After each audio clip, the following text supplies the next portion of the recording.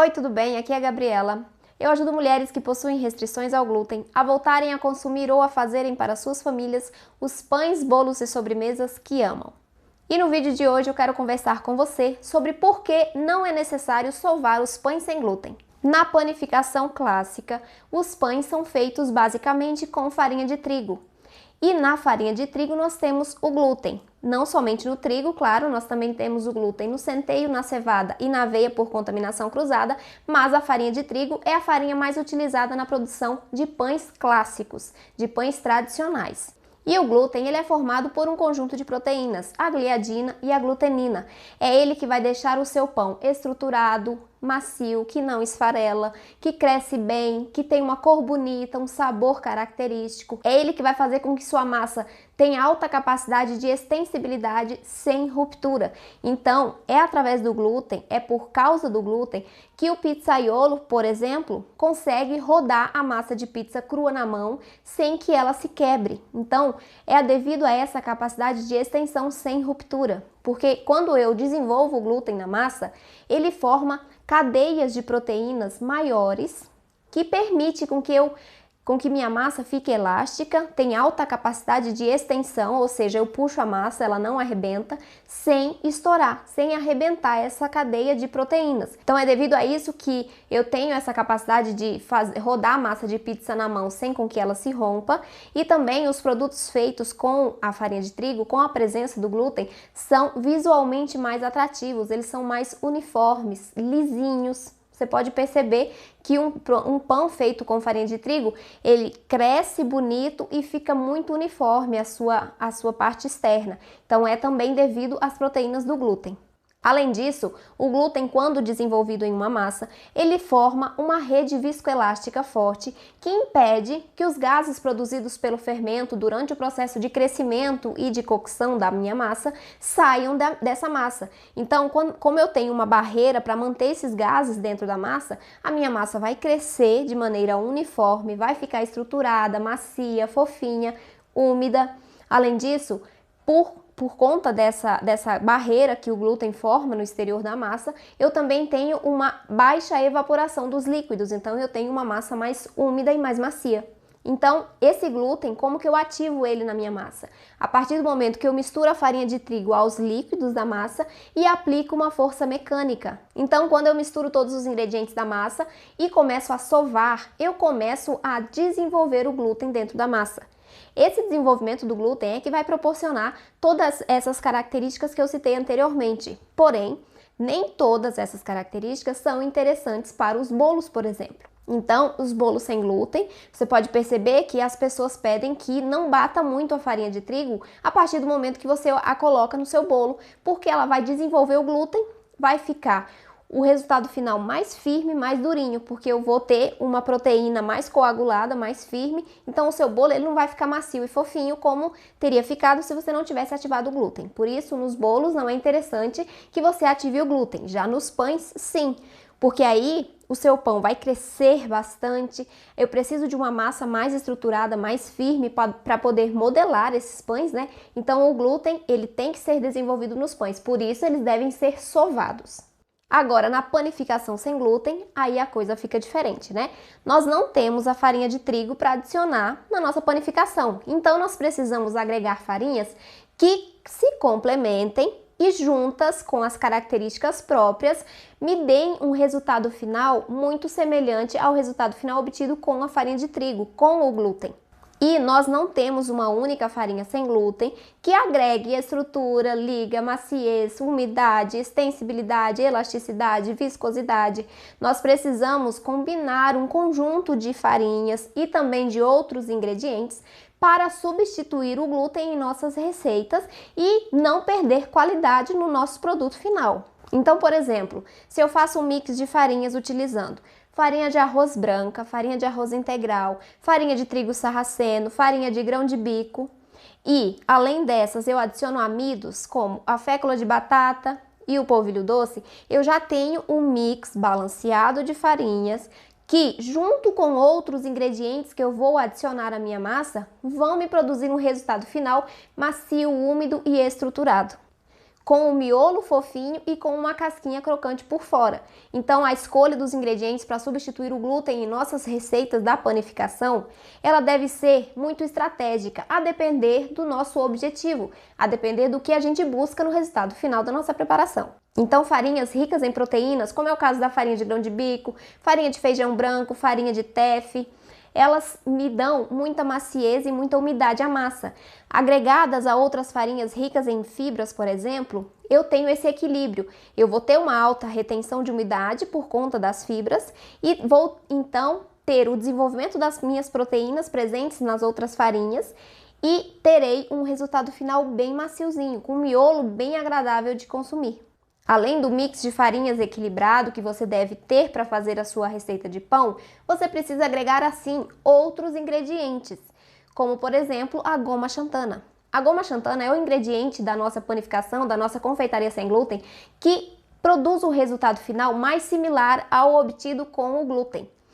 A nossa goma xantana vai adicionar elasticidade, umidade à nossa massa. Ela também vai ser capaz de formar uma rede elástica no exterior das nossas produções, nossos bolos, nossos pães.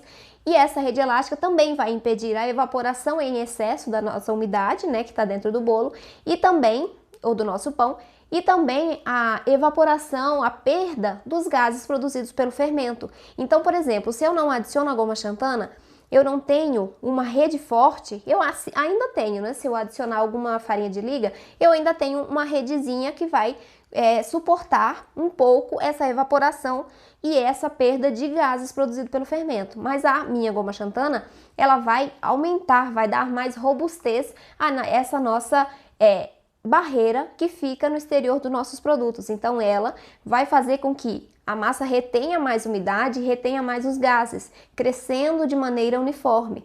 Então você pode perceber que quando você faz um bolo e faz com um mix de farinhas equilibrados, coloca a goma xantana, você vai ver visualmente, isso eu tô falando visualmente, o seu pão ele vai crescer de maneira uniforme e ele vai ficar lisinho, bem bonito, com uma casquinha douradinha e crocante por fora. Então é muito importante que ao substituir o glúten, você busque ingredientes que agreguem as funções, as características que a farinha de trigo, que o glúten, agregam às receitas tradicionais. Então não é simplesmente você substituir a farinha de trigo por uma farinha sem glúten, porque você não vai conseguir esse resultado.